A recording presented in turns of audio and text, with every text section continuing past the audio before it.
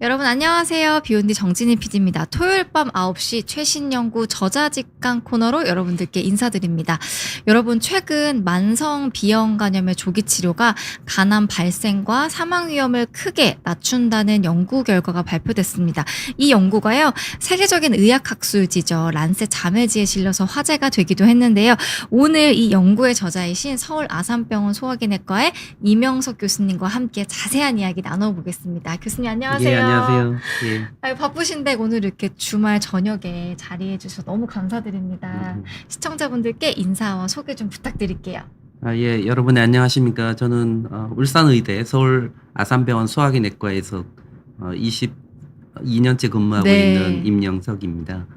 아유, 감사합니다, 교수님. 제가 오늘 이 라이브 준비하면서 막 교수님에 대해서 막 찾아봤거든요. 근데 교수님께서 그 비형 간염의 조기 치료에 좀 예전부터 관심을 갖고 계셨다, 이런 좀 느낌이 들더라고요. 네.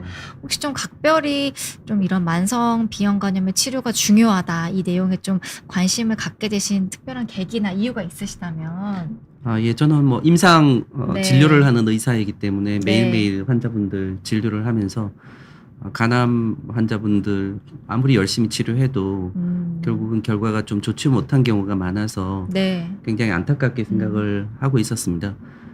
그리고 우리 간을 전공하는 많은 전문가들이 한결같이 하는 이야기가 간암은 일단 걸리면 아무리 열심히 치료해도 예후가 항상 좋지만은 못하기 때문에 네네. 예방을 하는 것이 매우 중요하다라는 것이거든요. 그래서 자연스럽게 그런 쪽으로 연구를 집중할 수 있게 됐던 것 같습니다. 네, 그래서 오늘 이제 최근에 발표하신 연구를 토대로 또 강의 자료를 준비해 주셔서 네. 또 자세히 아주 준비를 해주셔서요. 네. 한번 같이 보면서 배워보는 시간을 갖도록 하겠습니다. 여러분들 뭐 비형 간염이나 뭐 C형 간염, 간암 관련해서 궁금하신 점 있으시면 무엇이든 질문 주시면 제가 교수님의 답변 전달드릴 수 있도록 할 테니까요. 질문도 많이 주시면 감사드리겠습니다. 그럼 바로 부탁드리겠습니다, 교수님. 네. 감사합니다. 사실 진료실에서 환자분들을 많이 만나지만 진료 시간이 여유롭지 못하기 때문에 네. 상세한 설명을 드릴 기회가 많지가 않았습니다. 그런데 이렇게 중요한 또 많은 분들이 시청하시는 매체를 통해서 제가 상세하게 우리 환자분들 그리고 일반인들에게 간암을 어떻게 예방할 수 있는지에 대해서 설명드릴 기회를 주셔서 정말 기쁘고 또 감사하게 생각하고 있습니다. 아유, 별 말씀. 네. 아유, 너무 감사합니다. 네. 자세히 배워보겠습니다. 예. 먼저 간암이 왜 중요한지부터 좀 말씀을 드려야 될 것 같습니다. 우리나라에서 우리 국민들을 사망하게 만드는 가장 중요한 질환은 암입니다. 악성 종양이라고 하는데요. 뭐 뇌졸중이나 심장마비 같은 심혈관계 질환보다도 암으로 인한 사망자 수가 2배 이상 많습니다. 그런데 암은 각 장기별로 원인과 치료 방법이 다 다르기 때문에 그 장기별 중요도를 좀 분리해서 검토를 해야 됩니다. 우리나라 전체 인구에서 암 사망 원인으로 가장 많은 것은 폐암입니다. 그런데 폐암은 이 그래프에서 보시듯이 고령층에 많습니다.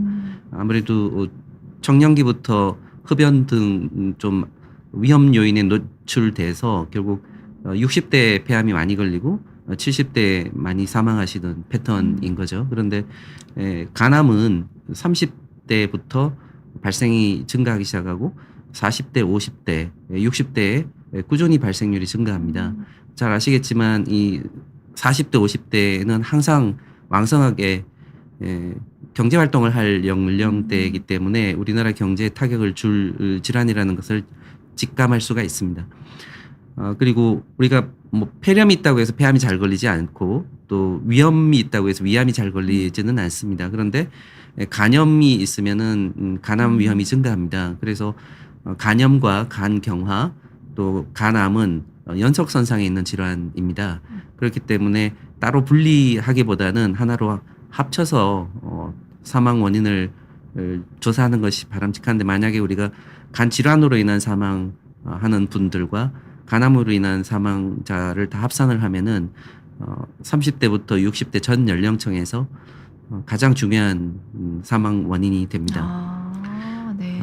그래서 중요도가 높다라는 것이고 이 한창 경제 활동을 할 연령대에 특히 남자분들이 간암에 많이 걸리기 때문에 이렇게 되면 온 가족이 이 간병과 또 진료비, 이 치료비를 조달하느라고 가정 경제가 파탄에 이르는 경우가 안타깝게도 너무 많습니다. 네, 교수님 저는 사실 오른쪽에 있는 그래프는 처음 봤는데 예. 이제 간암만 볼 것이 아니라 이제 이전에 나타나는 간 질환들을 함께 우리가 좀 묶어서 볼 필요가 있겠다는 생각이 좀 듭니다. 예, 맞습니다. 네. 오늘 말씀드릴 주제도 그에 대한 것입니다. 그래서 초기 단계에서 즉 간염 단계에서 마지막 단계인 간암을 예방을 잘해야 된다는 것이 주제가 되겠습니다. 네. 왜 그러냐면 간암은 일단 발생하면 지금 우리나라가 전 세계적으로 간암을 가장 잘 치료하는 나라 중에 하나입니다. 일본 정도 이상으로 잘 치료를 하고 있습니다. 그럼에도 불구하고 발생하신 분들의 5년 생존율은 40%에 미치지 못하고 또 간암은 5년이 지나도 완치라는 용어를 쓰지 않습니다. 기저에 있는 바탕에 있는 간염 간경화가 그대로 있는 채로 남게 되기 때문에 5년 이후에도 재발하는 분들이 많아서 10년으로 생존율을 따져보면은 27% 정도에 불과합니다. 그래서 서양 속담에 1파운드의 치료보다도 1온스의 예방이 훨씬 낫다라는 속담이 있습니다. 네. 그것처럼 예방이 너무나도 중요하기 때문에 오늘 그 점을 집중적으로 말씀을 드리려고 합니다. 주요 선진국 중에서는 우리나라의 간암 발생률이 또 간암 사망률이 거의 압도적으로 높습니다. 과거에 우리가 일본과 홍콩 등에서 간암 사망률 발생률이 꽤 높다라고 알려져 있었습니다. 그렇지만 일본에 비해서도 우리나라가 2배 이상으로 간암 사망률이 높기 때문에 선진국으로서는 좀 빨리 해결할 시급한 문제라고 생각을 할 수가 있겠습니다. 그럼 예방을 하려면 원인을 정확하게 알아야 됩니다. 그런데 4대 원인이 있습니다. 간암의 이 4대 원인은 바이러스인 B형 간염, C형 간염이 있고 그다음에 알코올, 너무 과도한 음주겠죠. 그다음에 최근에 많이 발생하고 있는 지방간 질환이 네. 있습니다. 지방간 질환은 주로 당뇨병과 복부 비만으로 발생을 하는 것이고요. 그런데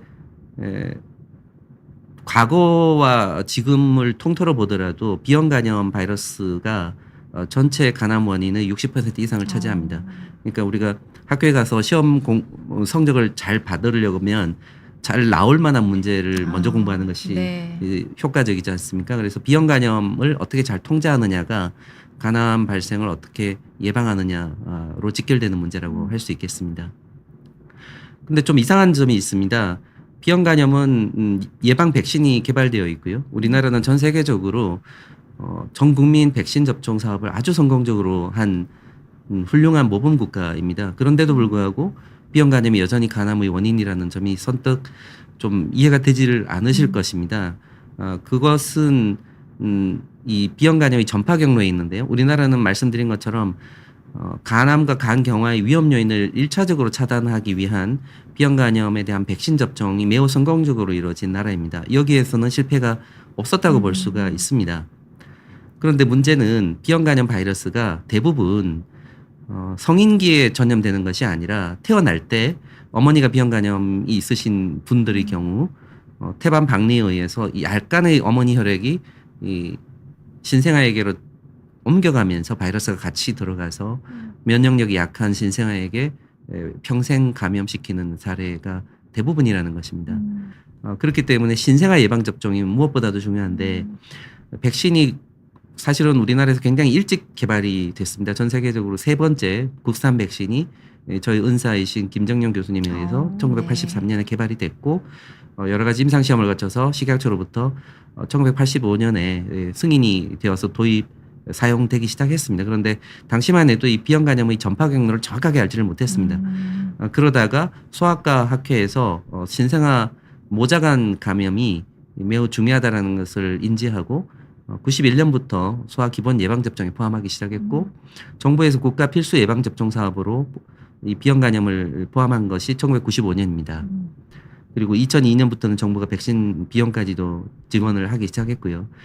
그런데 1990년대 초반 이전에 출생한 분들의 경우에는 백신의 영향을 받지를 못한 것이죠.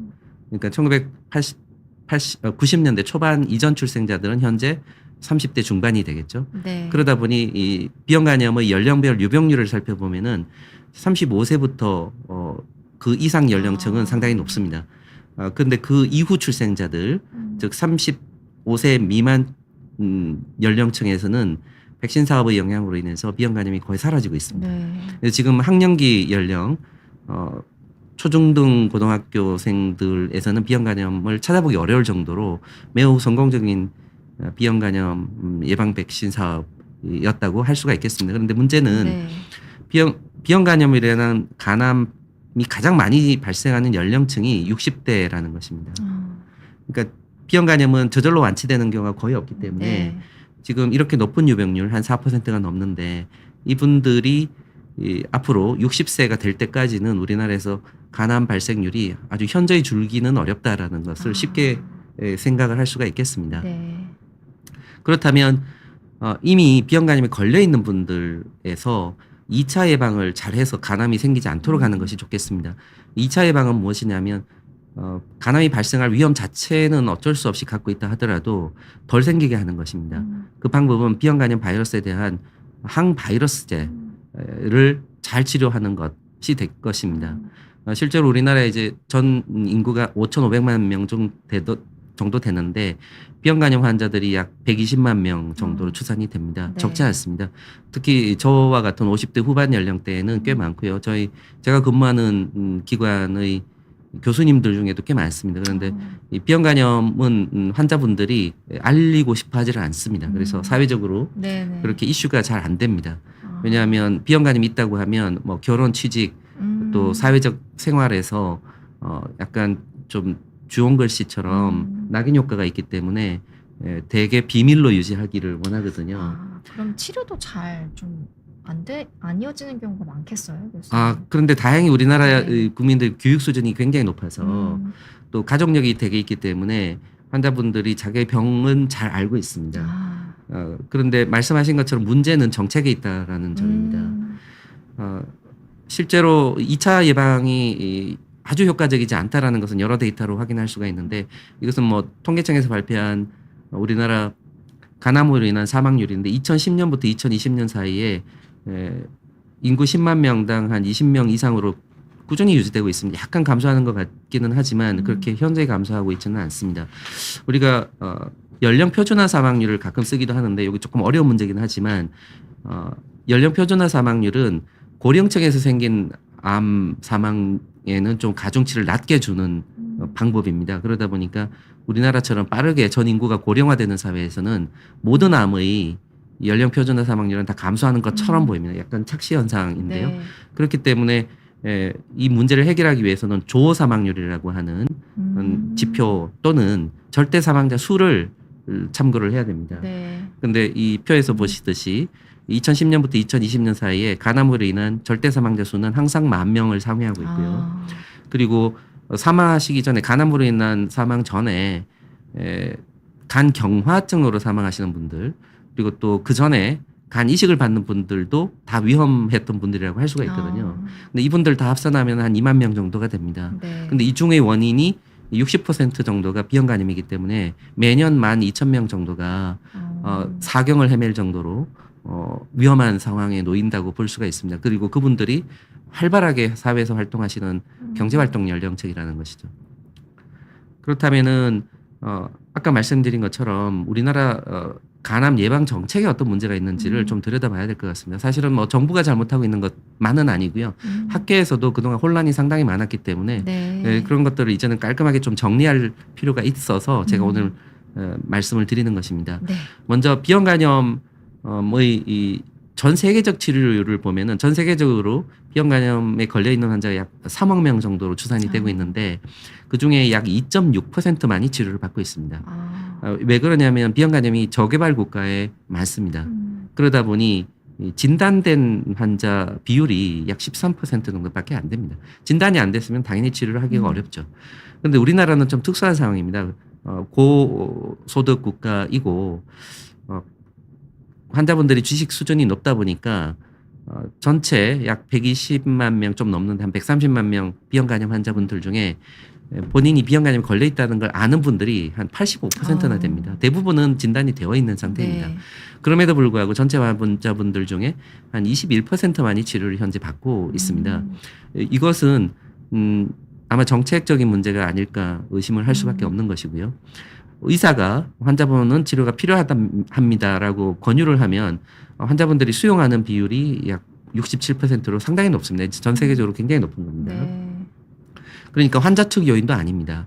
그런데 가장 큰 문제는 치료 권장률입니다. 이것은 이제 가이드라인하고 또 우리 건강보험 급여 기준에서 이런 기준에 해당이 되면은 치료를 하십시오라고 하고 있는 것들이 전체 환자의 35%밖에 안 된다라는 것입니다. 이게 너무 엄격하다라는 전문가들 의견이 많습니다. 그러면 이게 개선이 돼서 치료 기준의 확대가 필요하다라는 예측을 할 수가 있는데, 그럼 현재 기준은 어떤 문제가 있는지를 들여다보겠습니다. 전 세계적으로 대부분의 가이드라인, 진료 가이드라인이나 또는 여러 나라들이 건강보험 급여 기준을 보면은 이 ALT라고 하는 간 효소 수치, 이제 환자분들도 잘 아십니다. 네. 과거에 GPT라고 했던 간 세포가 파괴될 때 혈액으로 나오는 효소인데요. 이 간 효소 수치가 올라갔을 때만 치료를 해라라는 것이 일관적인 추천 사항이었습니다. 네. 그렇기 때문에 바이러스 효과가 높더라도 이 간 효소 수치가 정상이면 치료를 권고하지를 않고 있었던 것입니다. 그러니까 간염이 있다고 바이러스가 있다고 하더라도 수치가 예. 올라가야지만. 예, 간 효소 수치가 올라가야지. 네네. 그래서 이 어떻게 보면 좀 아이러니인데 네. 이 간 효소 수치가 올라가기를 간절히 기다리는 어처구니 없는 상황이 아이러니하게. 벌어지기도 합니다. 그래야지만 보험을 받을 수가 있기 때문이거든요. 급여의 문제가 또 있으니까. 한번 항바이러스의 급여가 인정이 되면 평생은 인정이 됩니다. 그것은 우리나라가 아주 잘하고 있는 것이고요. 그렇지만 시작할 때 비급여로 시작을 하면은 평생 급여를 받을 기회가 없어지기 때문에 저희도 안타깝지만 일단 급여 조건을 좀 맞추시고 시작하시는 게 좋겠다라고 조금만 기다려보자라고 하는 것입니다. 그런데 이 기준이 과연 옳으냐에 대한 여러 의견들을 정리해서 말씀을 드리겠습니다. 그러니까 네. 조금 복잡한 그림이어서 제가 표로 간단히 정리를 해드리면 이렇게 비형간염 바이러스 역가가 높으면 상식적으로 당연히 위험이 높을 것 같고 그러면 치료를 하는 것이 맞을 것 같은데도 불구하고 간 효소 수치가 높을 때만 치료를 하라고 하고 있고 간 효소 수치가 정상이면 지금 치료를 권유하고 있지 않고 보험도 적용을 해주지 않고 있습니다. 바이러스 수치가 아주 낮을 때는 사실은 간 효소 수치가 높아진다 하더라도 뭐 비만이라든가 알코올이라든가 약제에 의한 다른 원인일 가능성이 많기 때문에 굳이 저희가 신경을 쓰지 않아도 될 것 같습니다. 그래서 오늘 주로 말씀드릴 분들은 이 영역에 네. 해당하는 회색 영역이라고 영역에 합니다. 있는 분들. 네, 영어로도 그레이 존이라고 최근에 네. 아주 뜨거운 이슈가 되고 있는 부분인데요. 이 회색, 그야말로 회색 영역입니다. 어느 것도 잘 정리되지 않은 부분이라는 것이죠. 근데 문제는 이런 것 때문, 이런 요인들 때문에 우리나라의 이 기준으로 봤을 때 간암을 최초로 진단받는 비형간염 환자분들이 이 간암 진단 당시에도 비형간염 약을 처방받지 못하고 있었던 비율이 64%나 됩니다. 네. 바꿔 말하면 이분들이 만약에 일찍 이 항바이러스를 드시고 계셨다면 간암이 생기지 않았을 수도 있다라는 것이 되겠습니다. 그래서 그럼 과연 회색 지역에 있는 비형간염 환자에서 간세포암 위험이 어떠냐를 들여다보면 아주 오래전부터 정상 간 효소 수치, ALT 수치가 정상 간 조직 소견을 잘 반영하지는 못한다라는 것이 여러 나라에서 일관되게 발표가 되어 왔습니다. 이게 네. 인도에서 발표됐던 것인데 간 조직 검사를 해야지만 이런 연구를 할 수가 있거든요. 그래서 우리나라에서는 잘 하기가 어렵지만 어쨌든 이항원이라는 것이 있습니다. 이게 초기이고 이항원이 음성인 경우가 좀 후기인데 어쨌든 보면은 조직 검사를 했을 때 간 효소 수치가 완전 정상인데도 불구하고 약 40%또 14%의 환자분들이 이미 진행된 간 섬유화증을 가지고 있었다라는 결과였습니다. 네. 간 섬유화증이라는 것은 흉터입니다. 간의 흉터가 얼마나 많은지를 수치로 단계로 나타내는 것이고 정상은 당연히 0단계이고요. 간 경화증이 되면 4단계입니다. 그래서 유의하다라는 좀 의미가 있다라고 하는 단계가 2단계 이상인데 2단계 이상인 경우에는 장기적으로 간 경화증으로 진행할 위험이 높고 간암도 발생할 위험이 있거든요. 그러니까 간 효소 수치가 정상이라 하더라도 높게는 40%까지는 절대 간 조직 검사가 정상이 아니다라는 것입니다. 우리나라에서는 간 조직 검사를 그렇게 많이 하지를 않습니다. 환자도 많을 뿐더러 좀 위험 부담이 있고 그것으로 치료가 크게 달라지지 않기 때문인데 그러다 보니 이제 혈액 검사를 이용해서 간접적으로 간 섬유화를 좀 추정하고 있습니다. 그런데 간 섬유화를 혈액 검사로 추정할 때 가장 그래도 정확한 검사가 혈소판 수치입니다. 혈소판 수치는 그 자체의 문제라기보다는 이제 간이 좀 딱딱해지면 간의 반대쪽 왼쪽에 있는 비장 쪽으로 혈액이 정체가 됩니다. 비장은 저수지와 같이 혈액을 가두고 있는 것인데 거기에 혈소판들이 모이면서 우리 말초 정맥에서 혈액을 검사를 해보면 혈소판이 낮게 나오는 것이죠. 저수지에 물이 많으면 강물이 적어지는 것과 비슷합니다. 그렇기 때문에 혈소판이 상당히 중요한 지표가 되는데 간이 얼마나 딱딱한지를 나타내는 혈소판 수치가 정상적으로는 한 20만 이상일 입니다. 그럴 때 간암 발생 위험이 가장 낮고 그런데 20만 이하로 되고 15만 이하로 될수록 이렇게 점진적으로 간암 발생 위험이 큰 폭으로 상승합니다. 그런데 이 혈소판 수치가 바이러스 역가가 중간 정도일 때 가장 낮다라는 것을 저희가 처음으로 규명을 했습니다. 네. 그러니까 결국 바이러스 역가와 혈소판 수치는 상당히 밀접한 관계가 네네네. 있고 혈소판 수치가 낮을수록 간암 발생 위험이 높으니까 네. 이 바이러스 역가가 중간 정도 지역에 있을 때 간암 발생 위험도 높을 수 있겠다라는 추정이 가능합니다. 이 뒤에 나오는 아프리 스코어라든가 피부 포어 스코어라는 것은 혈소판을 갖고 공식으로 만든 것입니다. 그래서 좀 직관적으로 이해하기 쉽게 이렇게 혈소판 수치가 높을 때 낮을 때 여러 위험이 높아진다라는 것을 보이는 거라서 뭐 이 혈소판만 잘 보셔도 좋겠습니다. 그리고 중국에서 저희 연구 바로 직후에 저희 연구를 다시 검증하는 결과가 보고가 됐는데 우리나라에서는 가능하지 않을 것 같은데 1,058명이나 되는 비형 간염 환자들에서 간 조직 검사를 했습니다. 그래서 봤더니 역시나 저희와 일관되게 바이러스 역가가 중간 정도 5에서 7 로그 단위일 때 간 섬유화가 많이 진행되어 있었다. 가장 많이 진행되어 있었다는 것입니다. 이것은 기존에 전혀 알려지지 않았던 사실이거든요. 그래서 이제 회색 지대는 여기에 하나를 추가해야 되겠다는 것입니다. 아까 그림에서는 이 지역이 없었거든요. 그래서 실제로 환자분들이 자연 경과를 보면 아주 어렸을 때 어머니로부터 바이러스를 받았을 때는 면역력이 약하기 때문에 바이러스가 자유롭게 증식을 합니다. 그래서 우리 몸에 있는 간 세포 모두가 바이러스를 받아들이고 증식을 한다면 한 혈액 1cc에 10의 9승 단위 정도 이상의 바이러스가 나오는 것입니다. 그런데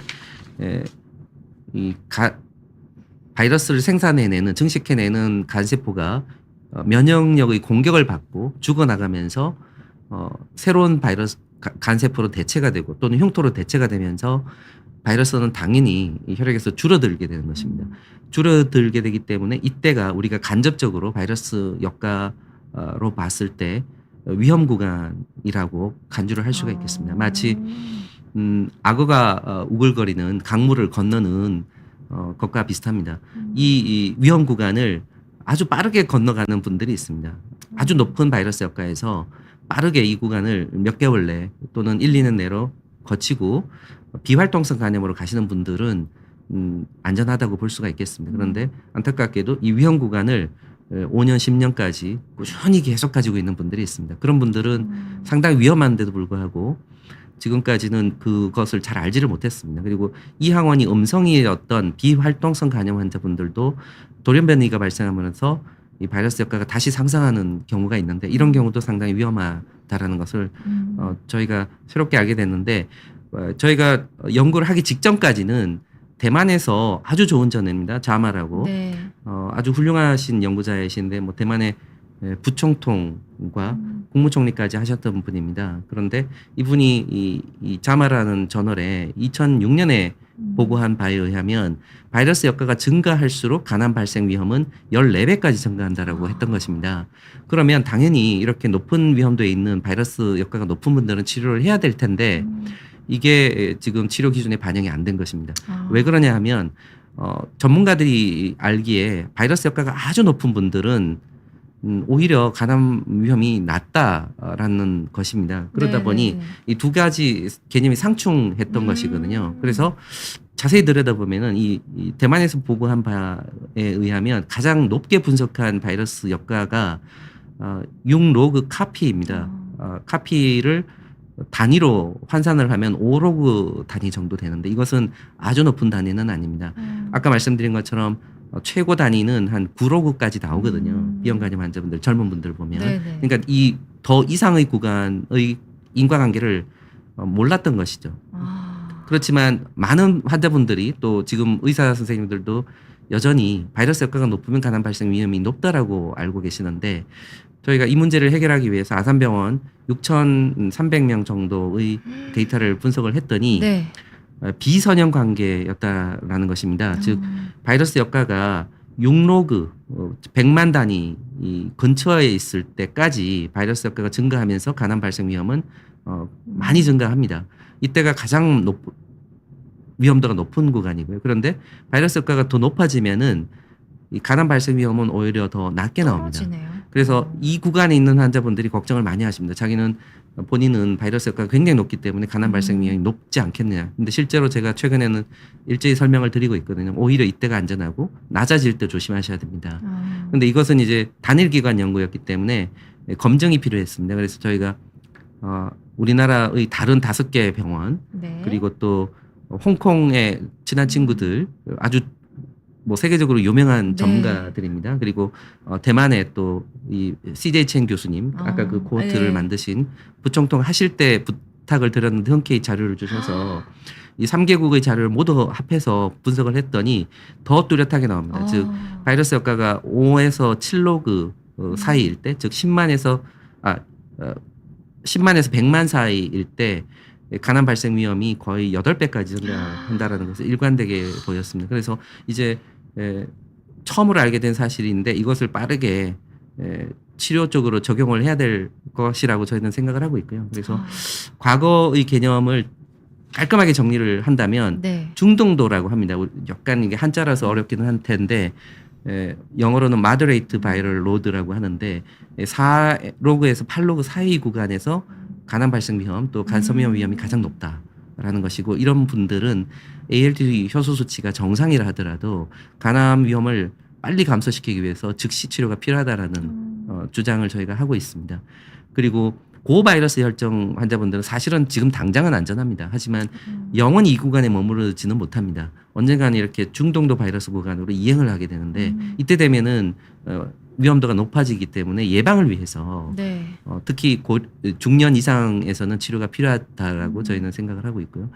다만 저바이러스 혈증 특히나 10,000단위 이하인 바이러스를 가지신 분들은 80%가 그 상태로 평생 머물릅니다. 한 20%만 바이러스 효과가 올라가기 때문에 모든 환자분들을 치료할 필요는 없고 이런 경우에는 잘 정기적으로 관찰만 해도 되겠다. 이렇게 3단계로 전략을 나눌 수가 있겠습니다. 그러면 네. 회색 지역에 있는 비형간염 환자에서 항바이러스 치료를 했을 때 정말로 간암 발생 위험을 낮출 수가 있느냐. 과거에는 비형간염 치료를 하기만 하면 간암 발생 위험이 그냥 평준화된다라고 생각을 했습니다. 그런데 저희가 아산병원 데이터와 아까 말씀드린 3개국 데이터를 합산해서 분석을 해봤더니 놀랍게도 치료를 할 때도 치료 시작 시점의 바이러스 효과가 중등도 6로그 정도에 있었다면은 간암 발생 위험이 다른 구간에서 치료를 시작하는 환자보다는 좀 높다라는 것입니다. 그러네요. 물론 이 위험은 치료를 하지 않았을 때보다는 절반 정도로 감소합니다. 하지만 이분들은 치료를 10년을 유지해도 이 위험도가 어느 정도 높게 유지되기 때문에 좀 아쉽기는 합니다. 하지만 이 정도라도 빨리 낮춰야 되겠다라는 그렇죠. 것이고 지금까지 말씀드린 데이터들은 전부 관찰적 연구 결과입니다. 의학에서는 근거의 등급이 있습니다. 여러 기존에 있는 진료 데이터를 모아서 분석한 것을 관찰적 연구라고 하는데 그것보다 더 높은 근거는 앞으로 환자를 등록을 하고 무작위로 배정을 해갖고 두 군을 비교하는 것입니다. 네. 그것을 무작위 배정 대조군 비교 임상 시험이라고 하는데 이런 연구가 사실상 전 세계적으로 한 건도 없었습니다. 영어로는 Randomized Controlled Trial RCT라고 하는데 그래서 이게 없으면 아무리 해도 급여 기준을 바꾸기가 어렵거든요. 그래서 저희가 아주 어렵게 연구를 하게 된 것입니다. RCT라는 형태의 연구만이 가장 강한 근거를 제공하기 때문입니다. 다행히도 국가에서 연구비를 한국보건의료연구원에서 네. 거액을 이 주제로 하라고 지원을 해주셔서 요 구간에 있는 분들에 대해서 간암 발생 위험을 항바이러스가 낮출 수 있는지를 보려고 한 것입니다. 그러나 많은 환자가 필요했기 때문에 국내에서 10개 병원 그리고 대만에서 12개 병원이 적극적으로 참여해서 공동으로 진행을 하게 됐습니다. 네. 등록된 환자분들은 780명이었고요. 저희가 8년간 관찰할 예정입니다. 그런데 너무 긴 기간이기 때문에 연구 개시 시점으로부터 4년 차인 작년에 저희가 중간 분석을 하게 된 것입니다. 네네네. 그리고 이 연구에서는 조기 항바이러스제를 가장 최신 약이 있습니다. 그것을 즉시 치료를 한 군과 치료를 하지 않고 경과 관찰을 한 군, 이게 이제 표준요법이 되겠죠. 그렇게 관찰을 했고 간암이나 사망 등이 얼마나 차이가 나게 발생하는지를 보려고 했던 것입니다. 참여한 환자분들은 연령이 한 50대, 우리나라 비형간암 환자분들의 고령화를 반영하는 것이고요. 하지만 이분들이 이 혈소판 수치가 아까 말씀드린 20만 이상이었고 또 ALT 간 효소 수치가 31이면 완전 정상이거든요. 그리고 간 섬유화 스캔으로 측정한 것이 6, 5면은 전혀 간 섬유화가 없다라는 것입니다. 그리고 바이러스 효과는 5로그 정도였고요. 네. 결과인데 치료를 하지 않은 군, 관찰군에서 이렇게 간암 발생과 사망이 이 9건이 발생을 했습니다. 근데 치료한 군에서는 2건만 발생했습니다. 그래서 통계학적으로 보면은 이렇게 차이가 날 정도였고요. 유의하다라고 확인할 수가 있었습니다. 이 결과가 란셋 게스트로엔테롤로지 헤파톨로지에 올해 게재가 된 것입니다. 저희는 ALT 간 효소 수치가 2배 이하인 환자들을 다 등록을 했습니다. 그렇지만 관심사 중에 하나가 ALT가 완전 정상인 경우에도 이런 결과가 나오겠느냐였는데 미국 간학회 기준으로 ALT가 완전 정상인 경우에도 똑같은 결과가 나왔고 또 우리나라나 아시아 태평양 간학회, 유럽 간학회 기준으로도 ALT가 완전 정상일 때 동일한 결과가 나왔습니다. 그래서 사실은 아주 복잡한 이야기를 드렸습니다. 하지만 결론은 아주 심플합니다. 앞으로 ALT를 고려하지 말자입니다. 네. 그리고 이항원 여부도 고려하지 말고 바이러스 역가가 저희 기준으로는 만인데요. 연구에서 나온 결과이고요. 만단 이상이면은 즉시 치료를 하자라는 것입니다. 아주 그냥 단순한 결론입니다. 네. 하지만 연령을 고려하지 않을 수는 없습니다. 연령이 30세 이하에서는 간암이나 간경화, 섬유화 등이 거의 진행을 안 합니다. 아주 특별한 경우를 빼고는. 그래서 바이러스 효과가 만 이상이더라도 30세 미만일 때는 즉시 치료하기보다는 여러 가지 요인을 보고 치료를 네. 해도 좋겠다. 네. 사실 30세 미만 환자는 아까 말씀드린 것처럼 거의 없습니다. 우리나라에는. 그리고 30세 이상일 때는 다른 거 보지 말고 즉시 치료하자. 이러면 아주 간단해지는 것이죠. 그러네요. 네, 복잡할 이유가 없는 것입니다. 그런데 이렇게 치료를 시작하려고 해도 환자분들이 가끔 저항을 하십니다. 내가 평생 약을 먹어야 되는 것 아닙니까? 좀 기다렸다가 약을 먹고 싶다. 그런데 간염약은 평생 먹어야 한다는 것은 현재 의학 수준의 이야기고요. 지금 비형간염 완치약이 매우 활발하게 개발되고 있습니다. 전혀 꿈과 같은 이야기이기 때문에 아마 과연 그렇게 될까 믿기가 어려우시겠지만 실제로 아마도 3년 안에는 1차 비형간염 완치 신약이 일본에서 최초로 승인을 받을 것 같고 우리나라에 빠르게 들어올 것 같습니다. 그렇기 때문에 의학이 나날이 발전하는 것을 고려했을 때 지금 당장 할 일을 열심히 해서 간암을 예방을 하는 것이 좋겠다라는 말씀입니다. 결론적으로 요약하면 우리나라의 가이드라인, 전 세계적으로도 그렇습니다. 비형간염 치료 가이드라인과 건강보험 급여 기준은 매우 복잡하고 엄격합니다. 그렇기 때문에 간암 예방 효과가 제한적이다라는 것이고요. 그렇게 된 이유는 과거에 잘 몰랐던 사실이 있었기 때문입니다. 즉 비형간염 바이러스 역가와 간암 발생 위험의 전모를 저희가 네. 잘 몰랐었는데 최근에 이제 저희 연구에 의해서 이제는 네. 전문가들이 아. 다 인정하게 된 것이라서 네. 이 관계를 기준으로 했을 때 바이러스 역가가 가장 위험한 간암 발생 위험이 높은 구간이 있을 때는 즉시 치료를 하는 것이 좋겠다라는 것입니다. 그리고 그런 전략을 썼을 때 실제로 간암을 아주 유의하게 감소시킬 수 있다라는 것을 저희 이 어텐션 연구가 확인을 했고요. 네. 앞으로도 아마 이런 연구는 나오기 어려울 것 같습니다. 저희가 시뮬레이션을 해보면 이런 정책을 적용을 했을 때 향후 약 15년간 우리나라에서만 간암 발생을 4만 3천 명 감소시킬 수가 있을 것 같습니다. 그리고 안타까운 사망을 3만 7천 명이나 예방할 수 있을 것으로 저희는 기대하고 있습니다. 그래서 결국 바이러스 역가가 1만 단 이상인 30세 성인 비형 간염 환자들은 간 경화증이나 간 효소 수치 이항원 등 다른 요인을 고려하지 말고 즉시 네. 치료하는 것이 좋겠다라는 것입니다. 지금까지 말씀드린 내용은 임상 연구 수준이고요. 네.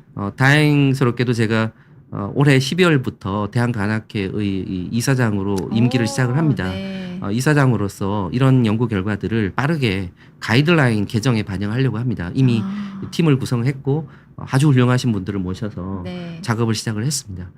저희가 가이드라인을 과학적으로 만들어야지만 정부, 보건복지부라든가 건강보험심사평가원과 협상을 시작할 수가 있습니다. 그래서 내년 중으로는 어떻게든 급여 정책을 빠르게 개선을 하고 그로 인해서 안타까운 간암 발생 또 가족의 소중한 구성원을 잃는 경우가 없도록 저희가 어떻게든 노력을 하려고 합니다. 그래서 조금 시간이 걸리시더라도 지금 당장 비급여로 약을 시작하시기보다는 네. 이 급여 정책이 빨리 개선되도록 저희가 최선을 다할 테니까 조금만 기다려 주시면 좋겠습니다. 간암 발생 위험이 높은 중등도 바이러스 역가의 경우라도 실제로 간암 발생 위험은 1년에 약 1 내지 1.5%로 낮습니다. 그 위험을 저희가 한 0.3, 0.2 정도로 낮추려고 하는 것이거든요. 네. 그러니까 너무 과도하게 불안해하실 필요도 없고요. 조금만 인내심을 갖고 진료 보시는 선생님과 상의하시면서 저희가 최선을 다할 테니까 조금만 기다려 주시면 좋겠습니다. 네. 여기까지 말씀을 드리도록 하겠습니다. 감사합니다. 네. 오늘 진짜 한 40분 정도 되는 시간 동안 네. 강연을 해주셨는데, 사실 굉장히 복잡하고 좀 다소 전문적인 내용일 수도 있는데, 이제 시청자분들을 위해서 굉장히 쉽게 좀 정리를 해주셨다, 네. 이런 느낌이 들었고, 또 환자분들을 진료해주시고 치료해주시는데도 굉장히 힘써주시고 계시지만, 또 더 넓은 의미에서 많은 분들의 어떤 좀 질병을 예방하기 위해서 이렇게 또 노력하고 계시구나라는 게 느껴져서 되게 감동적인 강연이었던 것 같습니다, 교수님. 아유, 감사합니다. 아유, 네. 또 보시는 분들이 질문을 또 남겨주셔서요. 예. 남은 시간 동안 같이 보면서 이야기 나눠봐도 예, 될까요, 예, 교수님? 예. 네, 한번 보겠습니다. 모두님 질문 한번 볼게요. 검진에서 B형 간염 항원이 양성이라고 나왔는데요. 이게 지금 활동 중인 바이러스가 있다는 뜻인가요? 혹시 좀 어떤 검사를 더 받아야 하는지 궁금하시다고요. 예. 항원 검사는 아마 S 항원을 말씀하시는 것 같습니다. S 항원이 양성이면 비형 간염이 있는 것입니다. 그런데 그렇다 하더라도 여러 단계 중에 어디에 속해 있는지를 정확하게 판단을 하려면 바이러스 역가 검사를 하셔야 됩니다. 그것을 HBV DNA 검사라고 하는데 거의 모든 의료기관에서 다 검사가 가능합니다. 그리고 비용도 건강보험 급여가 되기 때문에 아주 비싸지는 않습니다. 그래서 꼭 그 검사를 정기적으로 받아보시기를 추천드립니다. 네. 그리고 초카치님께서 그러면 B형 간염 보균자가 치료가 가능하다는 말씀이신지요? 이런 질문 주셨는데요. 예, 사실 요즘은 이제 보유자라는 용어를 잘 안 씁니다. 이게 지금 많은 환자분들이 본인은 보유자라고 하면 안전하다라고 오해를 하시기 때문이라서 예. 지금은 비활동성 간염이라고 합니다. 비활동성 간염은 바이러스 역가가 10,000단위 이하, 가능하면 2,000단위 이하일 때를 말하고요. 아까 네. 말씀드린 것처럼 그런 경우는 평생 그 상태로 머물러 있고 간암 발생 위험이 낮은 채로 유지되는 경우가 80%나 됩니다. 그리고 그런 경우 치료를 하더라도 간암 발생 위험을 아주 유의하게 낮추지는 못합니다. 그래서 보유자가 정말 맞다면 굳이 치료가 필요하지는 않습니다. 물론 나중에 완치제가 나오고 그 적용 범위가 확대됐을 때는 치료의 대상이 될 수 있겠지만 지금 당장은 치료의 대상은 아니고요. 그런데 여기서 중요한 것은 본인이 보유자라고 섣불리 판단하시면 안 된다는 것입니다. 아까 말씀드린 것처럼 의료기관에 가셔서 바이러스 역가를 포함한 여러 검사를 하고 최종적으로 정말 보유자가 맞는지, 즉 요즘은 비활동성 간염이 맞는지를 확인하셔야 됩니다. 가끔 바이러스 역가가 아주 높은 경우에도 본인은 ALT가 정상이기 때문에 보유자라고 오해하시는 경우가 있어서 네. 이 점은 아주 중요합니다. 네, 사실 네. 용어들이 조금 헷갈릴 수 있을 예, 것 예, 같아요. 맞습니다. 예. 신하브로님께서 만성 비형 간염은 간경화나 간암으로도 이어질 수 있다고 들었는데 다 그런 건 아니겠죠? 이제 뭐 좀 이어지게 되는 요인이 따로 있을까요? 이런 예, 질문 맞습니다. 주셨네요. 다 그런 건 아니죠. 만성 비형 간염에서 간 경화가 되는 경우는 지금 현재 건강보험 항바이러스의 급여 기준으로도 별로 없습니다. 지금 간 효소 수치가 올라가면은 바로 약을 쓰기 때문에 간 경화로 가는 경우는 현저히 줄었고요. 다만 이제 간암으로 갈 위험이 아주 조금은 있는데 그 위험이 연간 약 1 내지 1.5% 정도 그러니까 똑같은 환자분이 100명이 있다면 그중에 한 명 내지 1명 반이 간암이 발생할 수 있다는 것입니다. 네. 그리고 그것도 바이러스 역가에 의해서 위험도가 많이 달라지기 때문에 바이러스 역가 검사는 꼭 하시는 게 좋겠다라는 것이고, 그 이외의 위험 요인들이 있습니다. 술을 마신다거나 네. 아니면 C형 간염에 걸려 있다거나 또는 당뇨병 비만이 같이 있다거나 이런 요인들은 환자분이 절제를 해야 되겠죠. 술이라든가. 네. 예. 그리고 또 여진님께서도 질문 주셨습니다. 친척 중에 간경화이신 분이 계신가 봐요. 혹시 뭐 예. 가족력에 뭐 가능성이 있는지. 예. 가족력을 이제 전체적으로 걱정하실 필요는 없고요.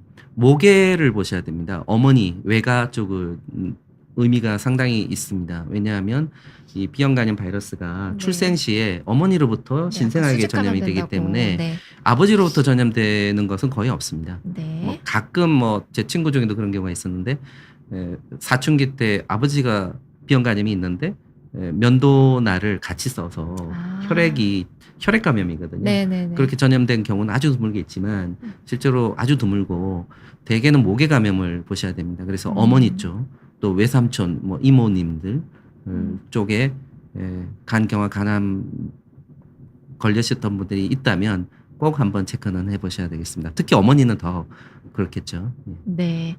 그리고 이준호님께서 이제 비형 간염 한번 치료를 해도 재발할 수 있는지, 바이러스가 뭐 완전히 사라지는 건지 또 이런 질문 주셨네요. 예, 맞습니다. 지금 항바이러스의 현재 사용하고 있는 항바이러스의 제한점입니다.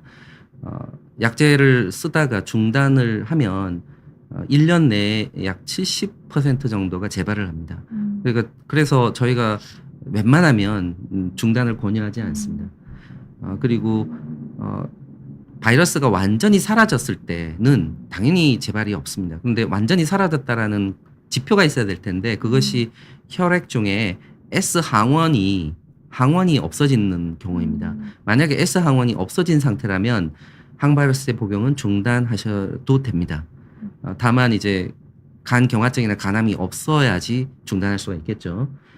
하지만 S 항원이 없어지는 경우는 1년에 0.5% 정도로 매우 드물기 때문에 기대하기가 좀 어렵습니다. 저는 이제 그런 분들을 환자를 많이 보다 보니까 가끔 만나는데 마치 전교에서 1등 하신 것과 같습니다.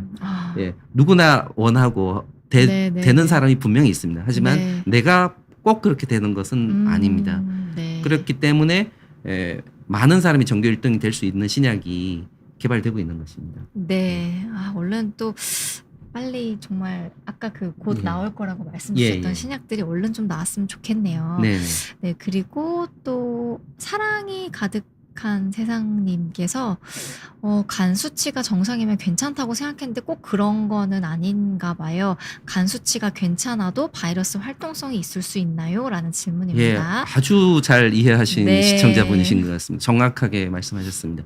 간 수치, 즉 ALT, 간 효소 수치가 정상이어도 바이러스의 역가 기준으로 치료 필요성을 판단하시는 것이 좋습니다. 네. 그리고 해피에버 애프터님께서요. 가족 중에 감염자가 있을 경우 다른 가족도 검사를 받아야 하나요? 예방 접종만으로 충분한지 아니면 항체 검사 따로 해야 하는지 궁금합니다.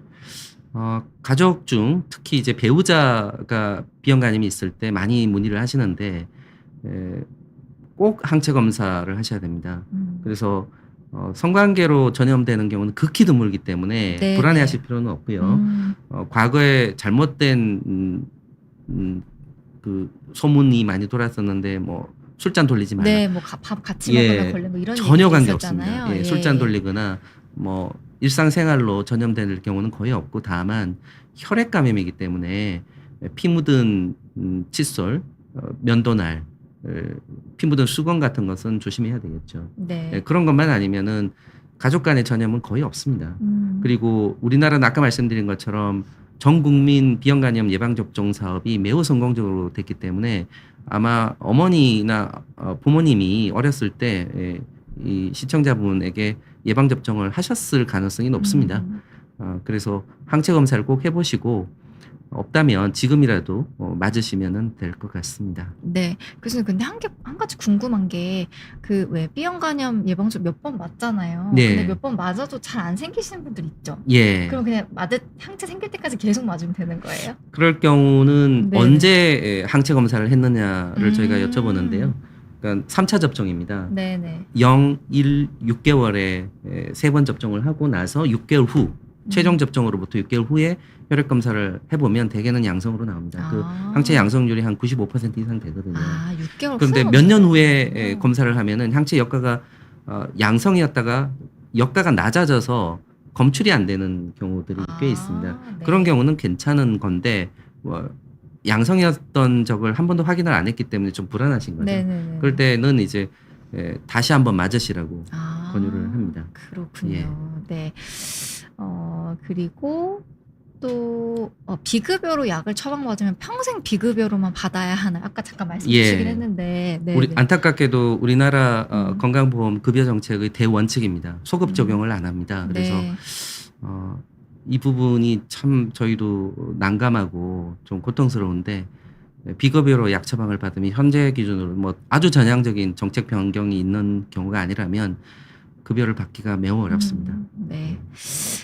그리고 이제 어머니께서 간경화를 좀 갖고 계시다고 40대 분이신데 이게 좀 많이 걱정스러운 상황인지 질문 주셨습니다. 간 경화라는 것은 간이 흉터가 많다라는 것을 의미하는 것이고요.